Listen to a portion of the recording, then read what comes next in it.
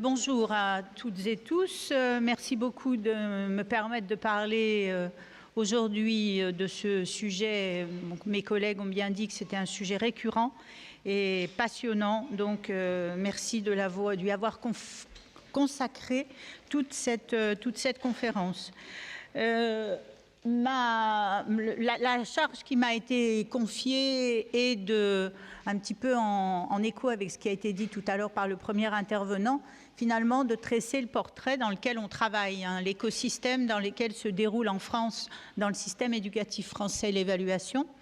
Donc de dresser un petit peu ces politiques évaluatives en respectant ce qu'a posé comme cadre la conférence, c'est-à-dire commencer en 2014 et puis voir où on en est en 2022. Et puis une deuxième partie qui me permettra d'aller plutôt sur le terrain d'une observation des pratiques de classe sous le regard que je représente aujourd'hui, c'est-à-dire l'Inspection générale de l'éducation, du sport et de la recherche, et à travers cette inspection générale et les inspecteurs territoriaux, eh bien, ce que nos observations de classe nous permettent de dire actuellement de l'évaluation dans l'école du socle, avec une petite incursion que je ferai dans les lycées, puisque nos acteurs, que sont les professeurs auprès de nos élèves de 16 ans révolus, sont aussi des professeurs de lycée qui récupèrent ces élèves en seconde. Et nos professeurs de lycée ont une habitude, j'avais presque envie de dire une sale habitude, mais je ne vais pas le dire, ont une habitude qui est celle, dès qu'ils reçoivent leurs élèves en lycée, eh bien de commencer à les préparer au certificatif, ces fameux baccalauréats ou toutes ces certifications qui finissent le parcours dans les lycées. Et donc du coup, ont des pratiques évaluatives au cœur de la classe, souvent très influencées par les pratiques certificatives. Donc, je suis obligée de vous en parler. Alors,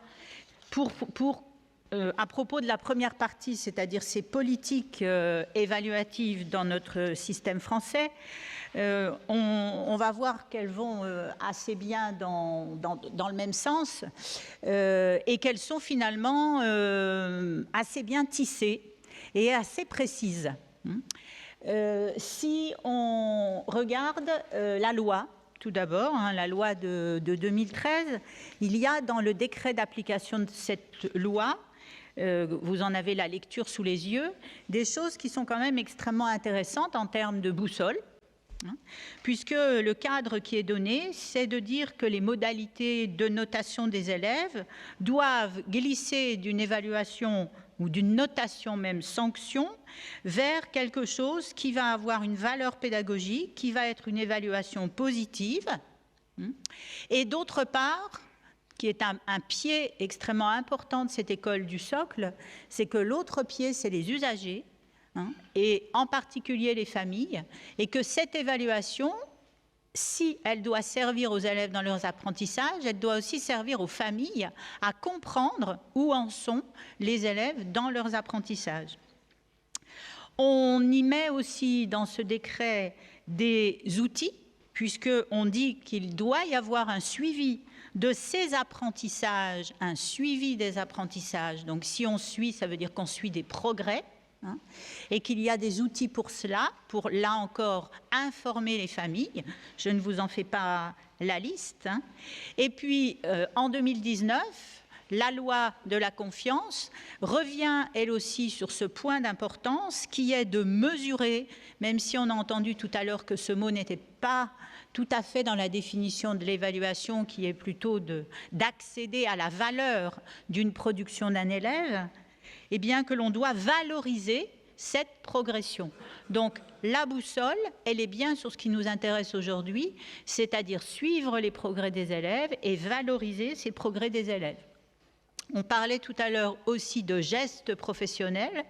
Ces gestes professionnels, ils sont aussi convoqués dans cette politique évaluative, puisque si on regarde le référentiel de compétences professionnelles du professorat et de l'éducation, eh bien, on voit qu'il y a la formalisation du fait que évaluer, c'est un métier, hein, puisqu'il y a une compétence qui porte sur évaluer les progrès et les acquisitions des élèves. Donc, il y a dans cette politique évaluative des lignes directrices qui sont tracées. Ces lignes directrices, bien sûr, elles ont une opérationnalité. Et cette opérationnalité, elle passe chez nous, dans notre système éducatif, évidemment par les programmes d'enseignement, hein, qui sont les feuilles de route, pour les objectifs d'enseignement, donc, puisqu'on le disait tout à l'heure, hein, dis-moi ce que tu enseignes, je te dirai ce que tu évalues. Hein, on ne peut pas enseigner si on n'évalue pas. Hein. Il y a donc ces programmes d'enseignement, il y a les contenus des livrets, puisque les livrets sont tous rédigés en termes de compétences. Hein. Et puis, il y a bien sûr la boussole, puisqu'on a commencé, je crois, par cette expression, l'école du socle. Hein. On a cette boussole qu'est le socle de compétences, de connaissances et de culture, avec son ancêtre qui était celui de 2006, hein, qui a commencé à donner la ligne, et puis celui de 2015, pour lequel je me suis permis de réécrire, de reprendre quelques principes qui avaient été énoncés par le Conseil supérieur des programmes et qui induit un regard quand même assez nouveau, pour ne pas dire très nouveau, sur les apprentissages, hein, qui introduit une définition de la compétence, hein, qui était un des lièvres après lequel on courait, en tout cas en France, pour savoir finalement ce qu'on mettait derrière ce terme, et puis les livrets de suivi, et puis la validation du socle à travers un événement certificatif qui est le brevet, dont on ne parlera pas. Ici, des éléments quand même extrêmement intéressants, notamment justement la valeur formative de l'évaluation. Donc, c'est un des principes de cette écriture du socle, c'est vraiment d'aller vers cette dimension formative de l'évaluation, et d'autre part, que cette évaluation soit bien au service des enseignements et qu'elle n'obère pas le temps consacré aux enseignements. C'est-à-dire qu'on ne bascule pas vers cette folie certificative dont je vous parlerai un tout petit peu au lycée ensuite, tout à la fin. Et puis, on insiste sur la qualité évaluative, hein, sa précision, évidemment son équité, hein, on en a parlé tout à l'heure, mais toujours pareil, pour qu'elle permette à l'élève de progresser. Je crois que ce terme, hein, en termes de politique évaluative, il est vraiment fixé. Et puis, bien sûr, ça a été subrepticement évoqué par le premier intervenant tout à l'heure sans le citer, puisqu'on a vu une moyenne de notes sur 10. Hein, et quand on parle notes, nous, ici, on parle aussi de moyenne, et cette moyenne qui obère très souvent le projet, finalement, le profil de l'élève que l'on a évalué. Alors, je vous le disais, je voulais vous dire un mot sur la fin en termes chronologiques de cette politique évaluative qui trouve actuellement une étape supplémentaire. Cette étape supplémentaire, elle se trouve dans les lycées généraux et technologiques, puisque par la force de la réforme du lycée, qui a été installée comme une réforme où on veut valoriser la régularité du travail des élèves, on a été amené à asseoir cette régularité du travail à travers le contrôle continu, qui occupe 40% de la note du baccalauréat. Régularité veut dire que bien, les apprentissages, ça se fait tout au cours du temps et non pas seulement sur une épreuve terminale, hein, de fin de parcours. On retrouve encore cette notion de progressivité. Et cette part inédite de contrôle continu a amené à devoir cadrer les pratiques évaluatives des enseignants de lycées généraux et technologiques. Et le cadre doit être écrit par l'équipe d'enseignants de ce lycée général et technologique. C'est-à-dire qu'on met dans la main des enseignants une concertation, j'ai envie de dire, renforcée, pas contrainte, renforcée, qui doit leur permettre de définir collectivement des pratiques évaluatives. Donc là, on revient bien sur le geste professionnel des enseignants. Et le deuxième enjeu, c'est que ces pratiques évaluatives, elles doivent être explicites pour les familles et pour les élèves. Et donc que quand on donne de la transparence à ce que l'on fait dans les classes en termes d'évaluation, eh bien cette transparence, elle doit être suffisamment lisible pour les parents. Donc, on voit bien qu'on arrive, avec cette dernière étape qui est quand même importante, à viser cette idée de collaboration entre les enseignants pour se mettre d'accord sur des pratiques évaluatives concertées. Alors, je passe un petit peu l'explication de ce projet, puisque ce n'est pas l'objet complet ici, mais je vous l'ai mis dans le diaporama pour rappel. Alors, si on bascule maintenant sur ce qui se passe dans les classes, deuxième partie de mon propos, je dirais pour le résumer qu'on a des frémissements d'évolution et que finalement l'épanouissement n'est pas encore pour tout de suite. Hein. Alors, des frémissements qui se font jour et qui se font jour de manière très différente suivant le segment de la scolarité. Alors, le premier segment, c'est l'école dès la maternelle, hein, parce que la maternelle est un terrain qui a été extrêmement fructueux en termes d'évolution des pratiques évaluatives, et en particulier de mise en situation des petits de s'auto-évaluer. Hein.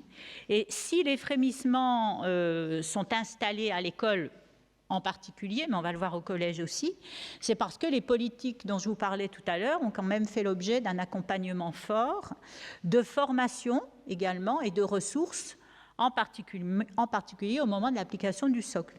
Alors, ces frémissements, ils concernent quoi?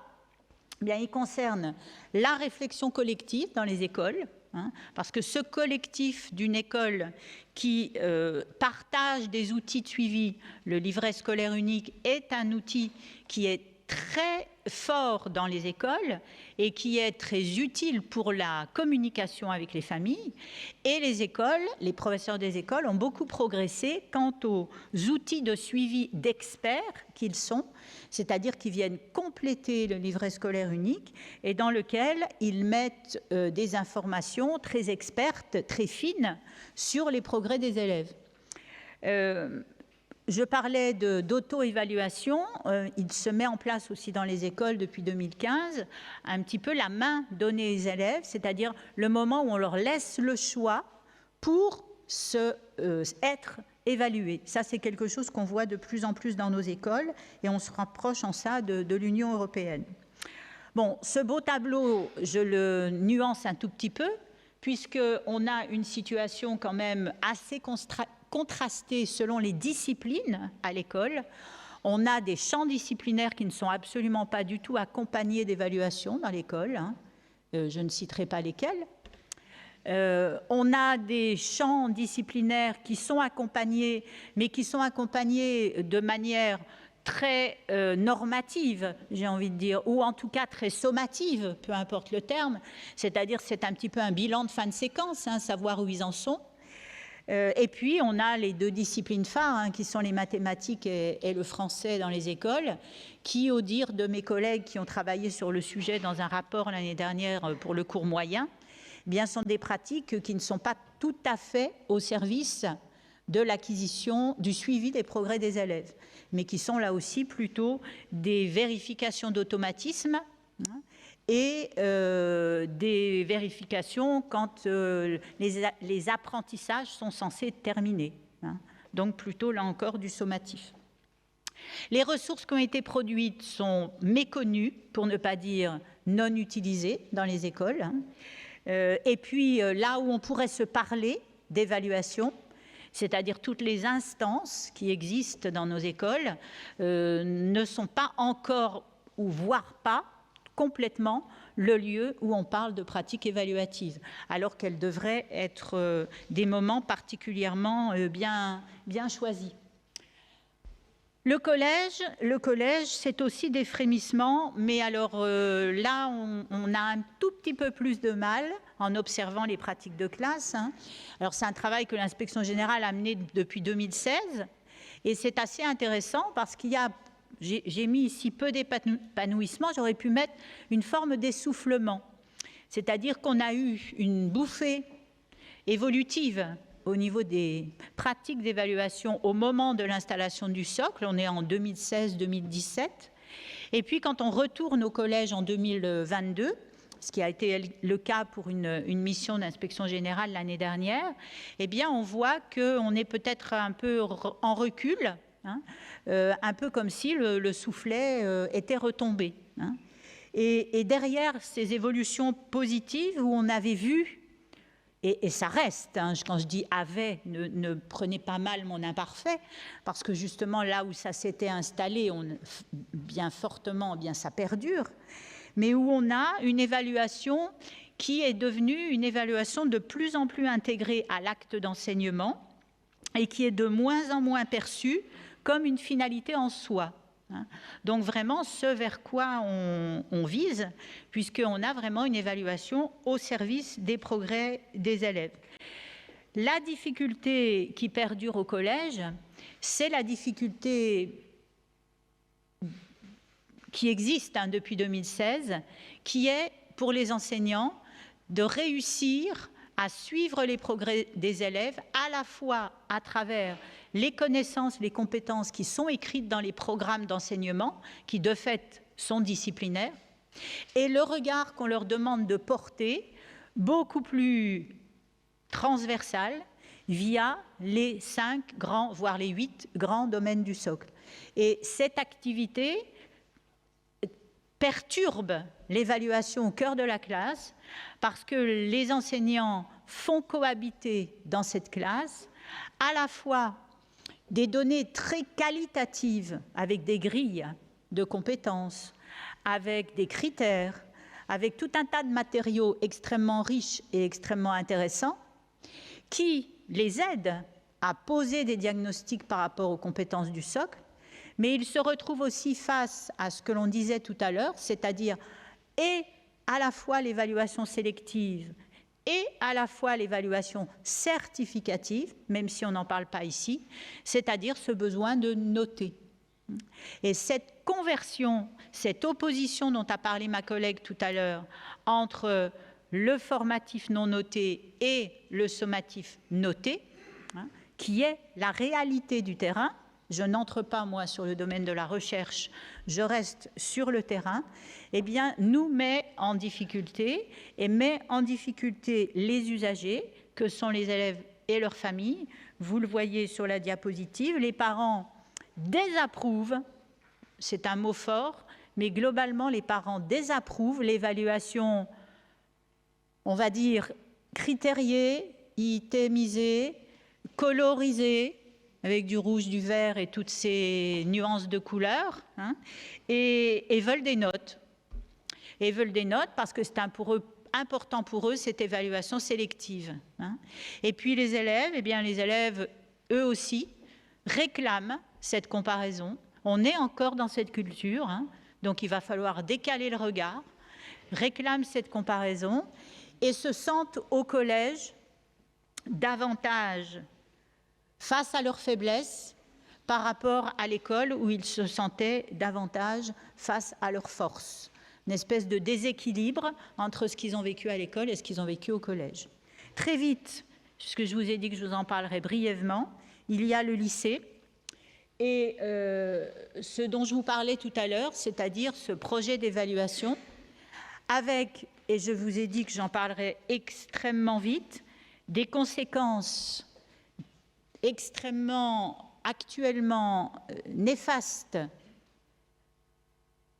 à la fois néfastes et à la fois positives, mais je vais commencer par les néfastes, je vais faire l'inverse de l'école et du collège, c'est-à-dire un vécu dans les lycées généraux technologiques dû à la pression sélective et à la pression de l'orientation, et donc de la note vers une course à la note de la part des enseignants, 2, un stress évaluatif.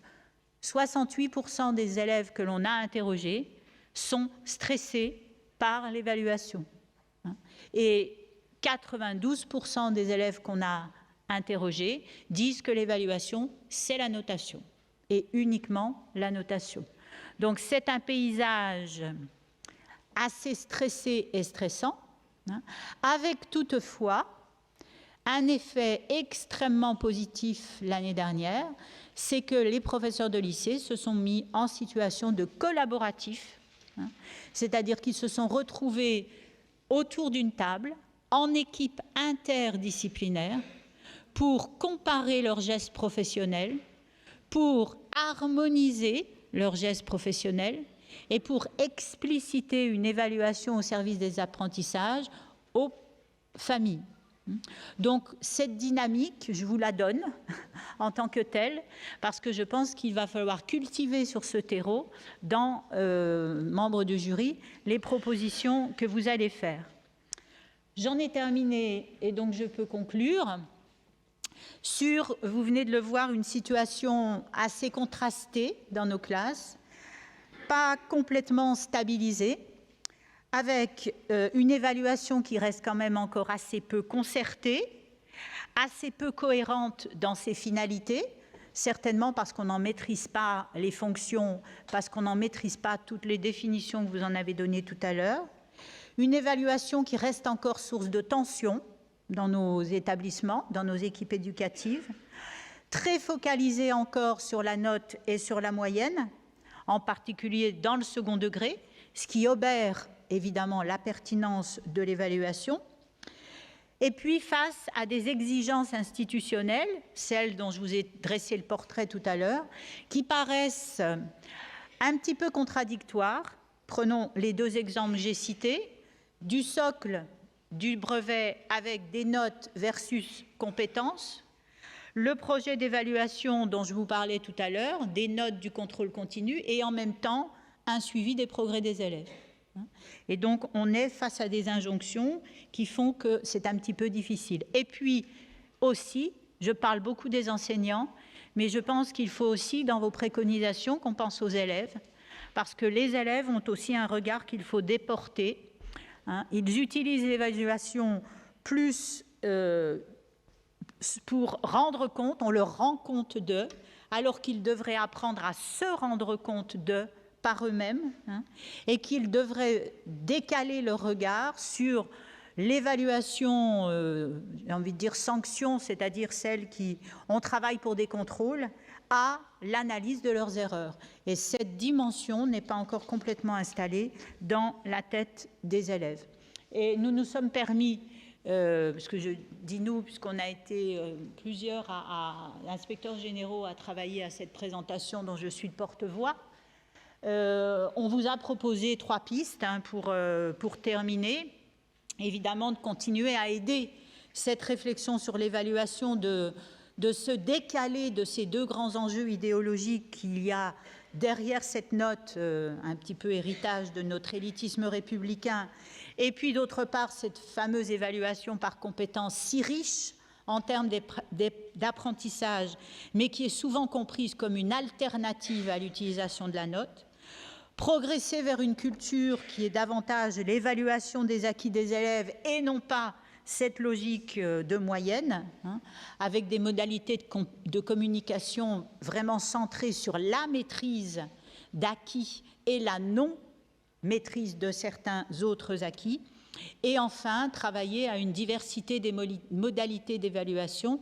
On avait progressé, par exemple, au collège, avec les EPI, avec l'accompagnement personnalisé, vers des modalités plus de groupe, plus orientées vers la prise en compte de l'oral, plus orientées vers l'auto-évaluation des élèves. Et on l'a un petit peu perdu en route, de même que le confinement, qui nous avait beaucoup aidé sur progresser dans l'évaluation par le numérique, eh bien, reste quelque chose qui nous semble apporter, et nous souhaitons que ce sera le cas dans les préconisations que vous réaliserez et pour lesquelles nous vous remercions par avance. Voilà.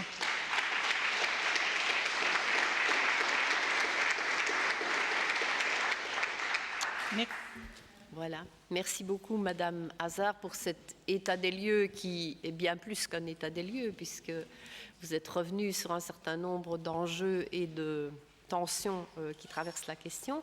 Donc, comme d'habitude, maintenant, vous connaissez la routine. La parole est d'abord au jury. Si je peux me permettre une intervention à ce propos, je vois que les questions prévues sont des questions relatives à la formation des enseignants. Vous allez bien entendu les poser, mais peut-être apporter des réponses brèves à ça, dans la mesure où il y a un thème qui est spécifiquement consacré à la question demain, en sorte que nous puissions éventuellement prendre des questions dans la salle ou sur Twitter.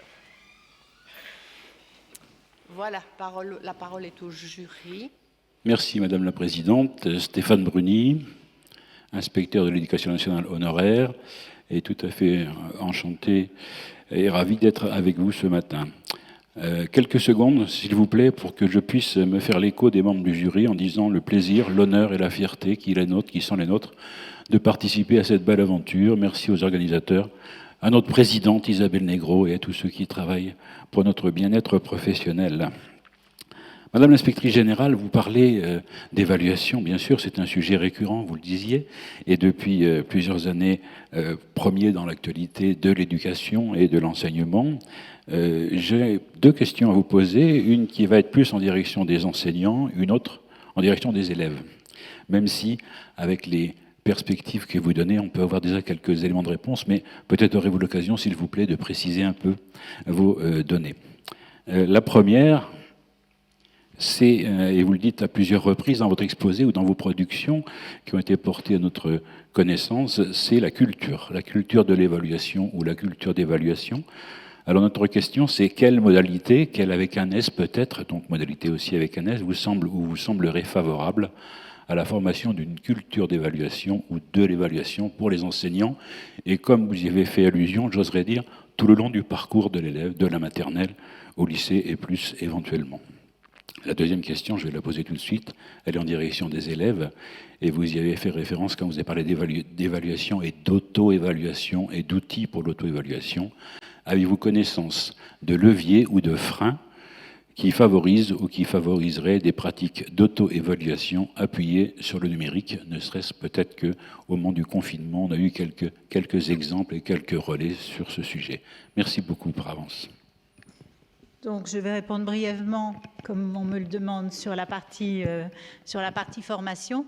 La formation et l'évaluation, je dirais très brièvement que la formation à l'évaluation, d'abord, elle doit être collective. Elle doit être collective, c'est-à-dire que c'est une équipe de taille variable et de dimension géographique variable, parce que la dimension peut très bien être celle d'une discipline, elle peut être très bien celle d'un collectif, d'un EPLE ou d'une école, elle peut être celle d'un réseau d'écoles et de lycées, ou d'écoles et de collèges, ou d'écoles, de collèges et de lycées. Voilà.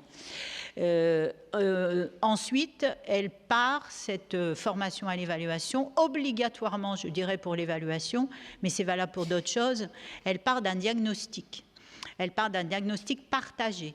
C'est-à-dire qu'il s'agit déjà de regarder ce qu'on fait, hein, et non pas de partir de la théorie. Donc, que fait-on? Et dans le que fait-on, il y a que font les enseignants, mais il y a aussi que vivent les élèves. C'est-à-dire que le diagnostic, et que vivent les parents. C'est-à-dire qu'il faut à la fois se demander ce qu'on fait et aussi regarder les effets de ce que l'on fait et donc comment c'est ressenti.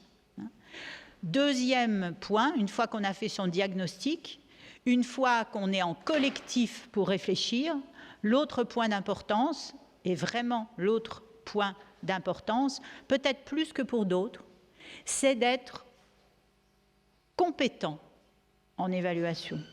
C'est-à-dire que tout ce qu'on se raconte là pendant 2 jours, tout ce que les chercheurs se racontent ici, eh bien, il y a un niveau de maîtrise à avoir pour se parler d'évaluation. Hein, et pas seulement ce qu'on vit. Et pouvoir être équipé avec des données. Et quand je dis être équipé, là je parle des enseignants, mais je parle aussi de ceux qui les accompagnent. Et ceux qui les accompagnent, c'est des formateurs, et c'est des chefs d'établissement, et c'est des inspecteurs qui doivent être tout aussi formés qu'eux.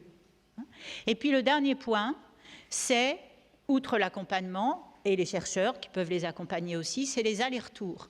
C'est-à-dire que l'évaluation, mais là encore comme d'autres choses, c'est on se parle, on se teste dans les classes, on essaie des choses, on se retrouve, on se fait un feedback évaluatif sur ce qui a fonctionné, sur ce qui n'a pas fonctionné, et on réavance et on réessaie.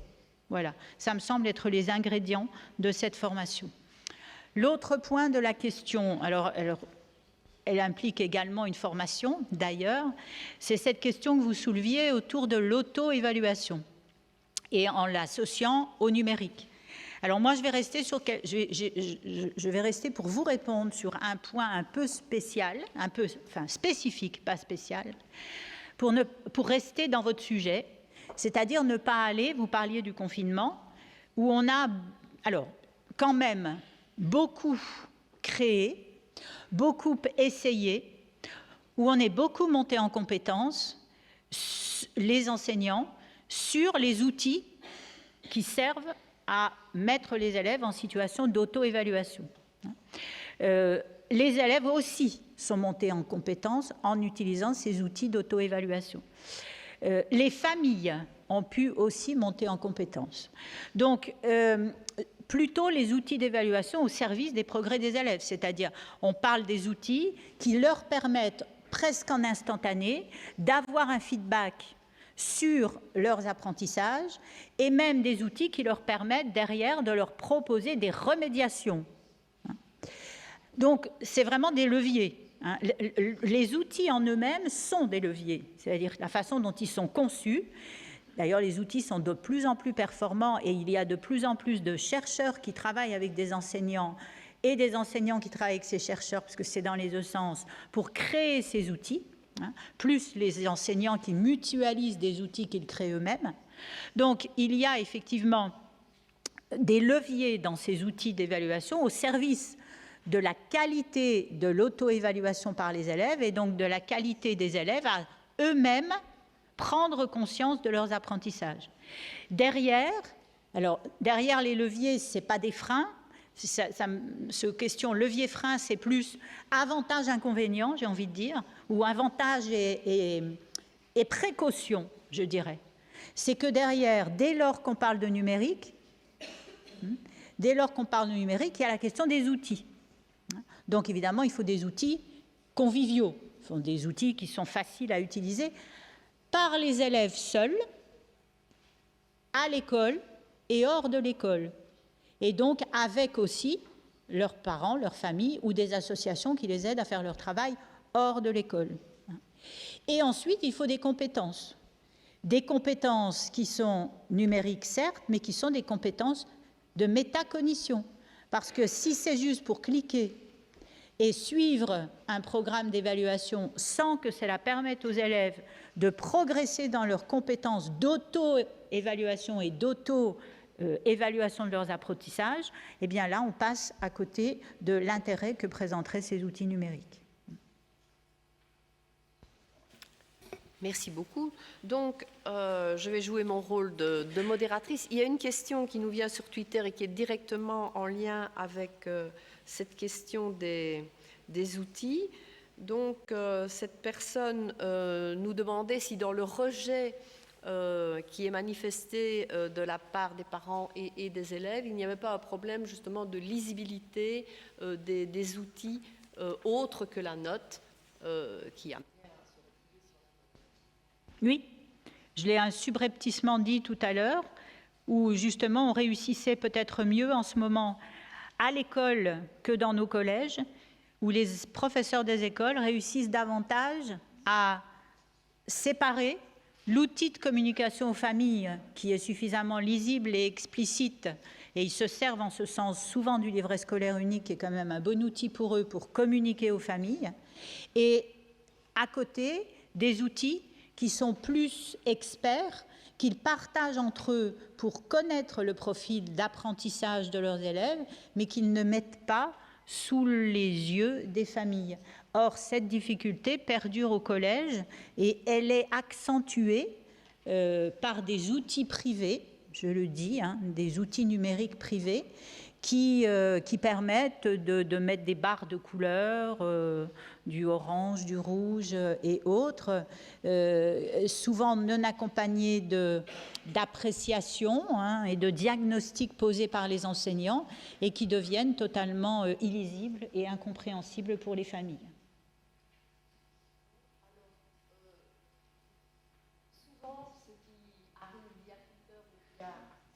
La salle, ce sont plus des commentaires que des questions. Alors, comme il reste 1 minute ici, je vais vous lire 2 des commentaires qui arrivent et qui sortent du cadre défini par la conférence. Mais on fera juste une petite exception puisque vous avez un peu parlé du lycée quand même. Donc, voilà. Un commentaire qui, à mon avis, ne comporte pas de questions.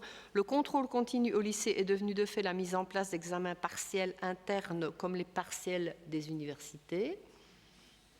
Voilà, je ne sais pas si vous voulez commenter. Oui.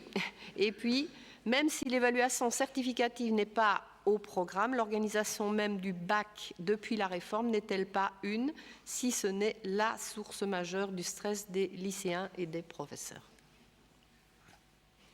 Puisque vous me dites que c'est un commentaire, je m'en arrêterai là, puisque ce n'est pas une question. Je pense que vous l'avez entendu dans mon propos. On est à la croisée, mais bon, je me permets quand même en 1 minute. C'est-à-dire ce que je souhaitais vraiment vous en parler, parce que d'un côté, on a effectivement une impulsion qui engage au collectif enseignant à se poser la question d'un collectif de ces pratiques évaluatives, et puis on a de l'autre, effectivement, cette course à la note, on va l'appeler comme ça, qui, à travers le contrôle continu et qui crée effectivement en l'immédiat ce stress évaluatif. Mais moi, j'ai beaucoup écouté les 2 précédentes interventions, en particulier Madame Mottier dans un deuxième temps. C'est toute une question de regard. C'est-à-dire que le problème du regard actuel dans les lycées, c'est qu'on est sur un regard en termes effectivement de nombre de notes et de moyennes représentatives, mais rien n'empêche de continuer à avoir cette obligation de notes et de moyennes représentatives à condition qu'on ait un regard créé chez l'élève. C'est-à-dire que lui, il ne ressente pas cette évaluation sélective, mais qu'il ressente une évaluation formative au sens que disait Madame Mottier tout à l'heure, c'est-à-dire que les productions des élèves, on leur donne de la valeur, on leur donne une valeur. Et on ne peut pas continuer à entendre, j'en ai pour vraiment 1 minute, on ne peut pas continuer à entendre des élèves, quand on les interroge, nous dire, j'en entends un certain nombre, nous dire, dès qu'on a vu notre note sur ce fameux outil qu'est Pronote,